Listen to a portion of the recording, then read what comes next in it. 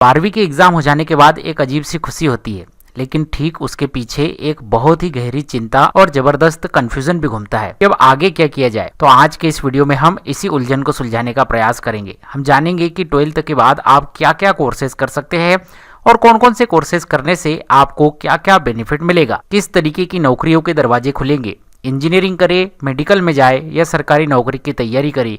ये सभी चीजें आज के इस वीडियो में हम 12th पास स्टूडेंट के लिए जानने वाले हैं। तो इस चर्चा को हम मुख्य तौर से 5 हिस्सों में बांटते हैं। सबसे पहले हम जानेंगे साइंस स्ट्रीम के लिए, फिर कॉमर्स करियर के लिए, फिर आर्ट्स के लिए, फिर इस एआई के जमाने में मॉडर्न स्किल आपको कौन सी सीखनी चाहिए और आखिर में जानेंगे कि आपके लिए कौन सा रास्ता परफेक्ट होगा। तो चलिए शुरू करते हैं साइंस स्ट्रीम के स्टूडेंट के लिए। 12th के बाद साइंस स्ट्रीम से यदि आप आगे के कुछ कोर्स करते हैं तो यह टेक्निकल और हाई सैलरी वाले रास्ते हो सकते हैं। ये एक ऐसा फील्ड है जहां पर पढ़ाई तो कठिन है लेकिन बेहद हाई रिवार्ड करियर ऑप्शन भी मिलते हैं। दिलचस्प बात यह है कि साइंस स्ट्रीम में आते ही करियर के दो अलग अलग रास्ते दो अलग अलग दिशाओं में चले जाते हैं।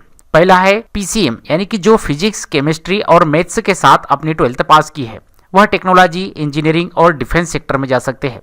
वहीं दूसरी तरफ पीसीबी, यानी कि बायोलॉजी के साथ जिन्होंने 12th पास किया है वो मेडिकल, हेल्थ केयर और रिसर्च की दुनिया में कदम बढ़ा सकते हैं। अगर हम पीसीएम की तरफ चले तो यहाँ पर अनगिनत मौके हैं। सबसे पॉपुलर है इंजीनियरिंग, जिसमें कंप्यूटर साइंस, एआई और मैकेनिकल जैसी हाई डिमांड ब्रांचेस शामिल है। लेकिन सोचिए, अगर देश सेवा का जज्बा है तो एनडीए के जरिए आर्मी, नेवी या एयरफोर्स में जाना मतलब एक बेहद सम्मानजनक करियर भी चुन सकते हैं। इसके अलावा बीएससी के साथ रिसर्च में जाना, बीसीए और साइबर सिक्योरिटी जैसे कंप्यूटर कोर्सेज भी बेहतरीन ऑप्शन हो सकते हैं। इन टेक्निकल रास्तों में फाइनेंशियली बहुत फायदे मिलते हैं। सिर्फ अंदाजा लगाने के लिए बताऊं तो एक अच्छे इंजीनियर की शुरुआत सैलरी 15 लाख रुपए तक हो सकती है। यह असल में आज के मार्केट में सही टेक्निकल स्किल की कीमत बिल्कुल साफ सुथरी दिखाता है। वैसे यदि आपने 12th में बायोलॉजी सब्जेक्ट चुना है तो अक्सर लोग मानते हैं बायोलॉजी का मतलब सिर्फ एमबीबीएस डॉक्टर बनना है। डॉक्टर बनना यकीनन एक शानदार विकल्प हो सकता है, लेकिन इसके अलावा भी नर्सिंग, फार्मेसी, फिजियोथेरेपी और आयुर्वेद का वेटरनरी जैसे क्षेत्रों में भी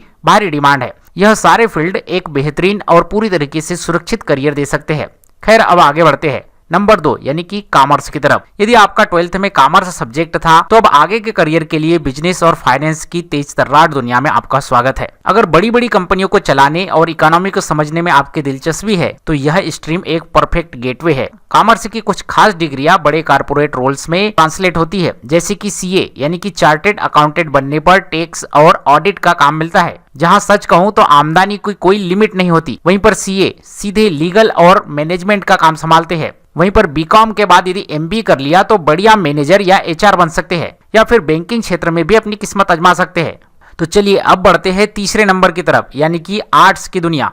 आर्ट्स स्टूडेंट के लिए एक रूढ़िवादी सोच बनी हुई है। लोग अक्सर आर्ट को थोड़ी गलतफहमी में आंकते हैं, थोड़ा कम आंकते हैं, लेकिन आज के इस वीडियो में हम इसके असली स्कोप्स को समझेंगे। क्या आप जानते हैं कि देश को चलाने वाले जो सबसे बड़ा ताकतवर अधिकारी होता है, जैसे कि आईएएस, आईपीएस, यहाँ तक कि बड़े बड़े नेता, जजेस, ये सारे आर्ट बैकग्राउंड से होते हैं। तो इन पोस्ट्स को और इस स्ट्रीम को हल्के में नहीं लीजिए। यह स्ट्रीम असल में देश के टॉप एडमिनिस्ट्रेटिव और लीगल ऑफिसर्स को तैयार करता है। आर्ट के स्टूडेंट के पास बहुत ही क्रिएटिव और बेहतरीन रास्ते होते हैं। यूपीएससी कर सकते हैं। इसके अलावा लॉ की पढ़ाई करके वकील और लीगल एडवाइजर बन सकते हैं। टीचिंग का क्षेत्र हमेशा इनके लिए खुला रहता है। वहीं पर डिजिटल युग में जर्नलिज्म, कंटेंट क्रिएशन और ग्राफिक्स डिजाइनिंग वगैरह भी कर सकते हैं। अब बात करते हैं नंबर 4 की, यानी कि मॉडर्न जमाने में केवल डिग्री काम नहीं आती। यहाँ पर जो है आपको स्किल्स पर भी फोकस करना होगा। आज के डिजिटल दुनिया में स्किल्स ने एक नया ही मोर्चा खोल रखा है, जहाँ पर प्रैक्टिकल स्किल्स डिग्रियों से ज्यादा मायने रखती है। आज के समय में बहुत सी ऐसी डिमांड ऑनलाइन स्किल की है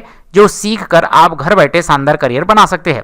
इसमें video editing, graphics designing, coding, digital marketing और अब नए नए एआई टूल्स का इस्तेमाल करना, फ्रीलांसिंग करना, ये सभी स्किल्स साबित करती है कि इन्हें सीखना अपने आप में एक अलग करियर होगा। आज के समय में यदि कुछ ऐसी स्किल्स आप सीखते हैं जो कि ऑनलाइन जॉब दिला दे, ऑनलाइन काम दिला दे, तो आप दुनिया के किसी भी कोने में बैठकर पैसे कमा सकते हैं। और ये सारे ऑप्शंस जो मैंने आपको ऊपर बताए ये आपके लिए खुले हैं। अब आते हैं एक अहम पड़ाव पर कि इन सब में से कौन सा रास्ता चुने, यानी कि अपना खुद का डिसीजन कैसे ले कि किस फील्ड में आगे बढ़ना है, कौन सा सब्जेक्ट आगे के लिए चुनना है और किस पढ़ाई में आगे बढ़ना है। तो यहाँ सबसे बड़ी चेतावनी ध्यान रखिए कि अपने दोस्तों की नकल बिल्कुल नहीं कीजिए। घर परिवार में यदि आप पर दबाव डाला जा रहा है तो उस दबाव को भी ध्यान रखिए। यहाँ से आप जो फैसला लेंगे वो आपकी आगे की मंजिल और आगे की जिंदगी के रास्ते तय करेगा। यहाँ से आपको आगे की पढ़ाई भी शुरू रखनी होगी और वहीं साथों साथ आपको कुछ स्किल्स भी सीखनी होगी और यह भी देखना होगा कि जो पढ़ाई आप कर रहे हैं, जो स्किल आप सीख रहे हैं, क्या उसकी मार्केट में डिमांड है या नहीं। ये बात याद रखिए कि सफलता किसी एक स्ट्रीम की मोहताज नहीं होती, चाहे वह साइंस हो, कॉमर्स हो या आर्ट हो। हर स्ट्रीम में एक बेहद सफल करियर बन सकता है।